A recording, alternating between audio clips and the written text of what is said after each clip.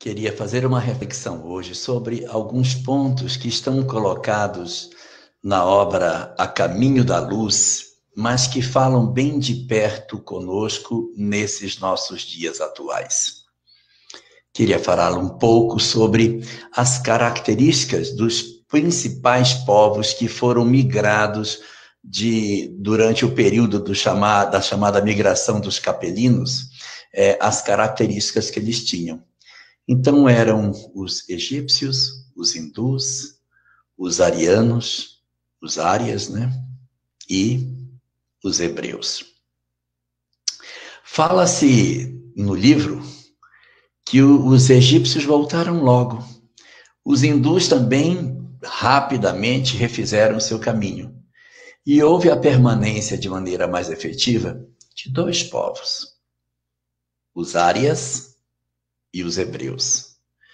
Se a gente for olhar a característica que esses povos têm, o que motivou com que esses povos permanecessem no planeta, diferente dos egípcios e dos hindus?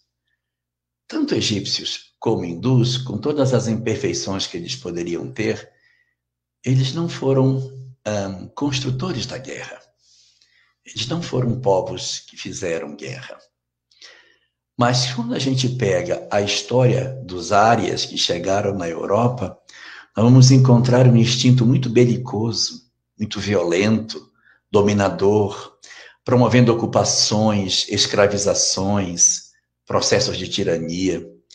E os hebreus, do lado deles, da mesma forma, estabelecendo uma série de batalhas, de guerras, naquela época, para o assentamento de seu povo na região da chamada Palestina. Os outros voltaram. Mas os árias e os hebreus, em boa parte, permaneceram na terra. É o grupo mais numeroso dentre aqueles que vieram, considerando os que ainda se encontram no planeta, indicando para nós que essa nossa natureza belicosa, que a nossa natureza violenta, ela atrapalha sobremaneira o nosso progresso espiritual. Quando nós observamos as consequências de uma guerra, as consequências da violência, dos processos de agressão que nós produzimos, e a situação em que a lei de causa e efeito nos colhe e nos torna, por conta disso, cativos dessa história, em que nós nos emaranhamos em função do ódio a reencontrar os companheiros a quem agredimos no futuro, isso mostra para nós a dificuldade que a gente tem para caminhar.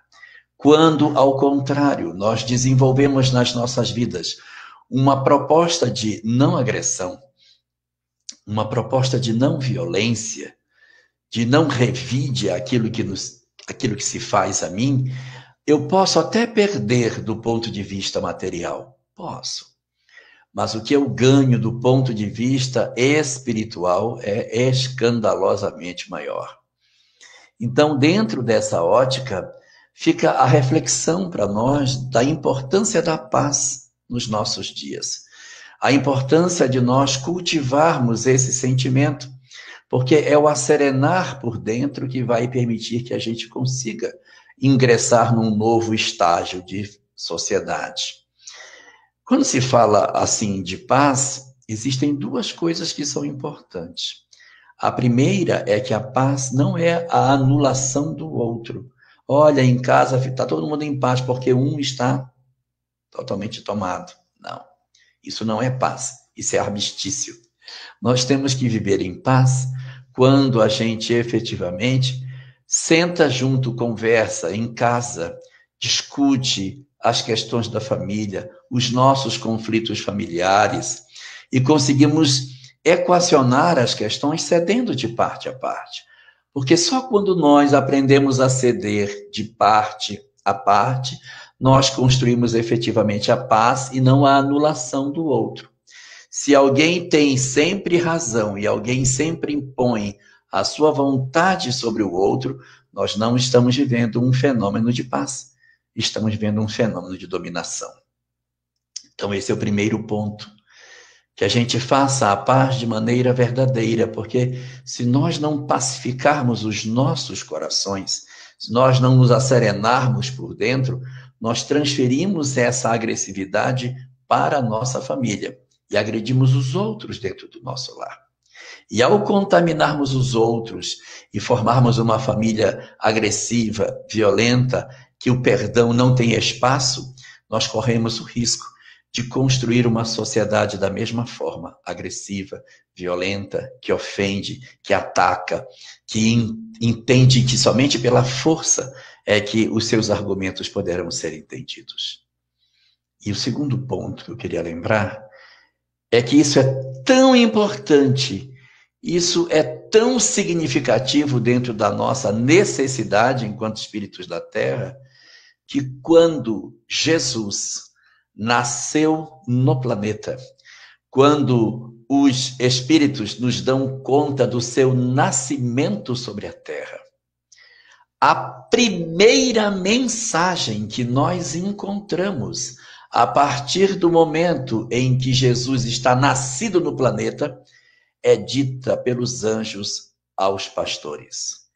E eu pergunto a nós, qual a primeira frase de ensinamento aos homens que veio do mundo espiritual?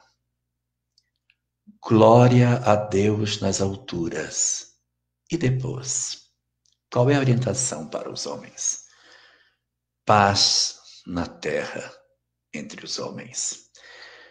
Desde lá, a necessidade da paz tornava-se a primeira das lições para que a gente pudesse se aproximar da proposta de Jesus.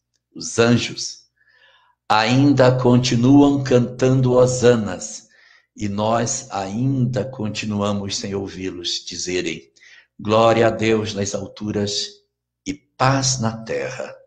Boa vontade para fazer a paz. Boa vontade para com os homens.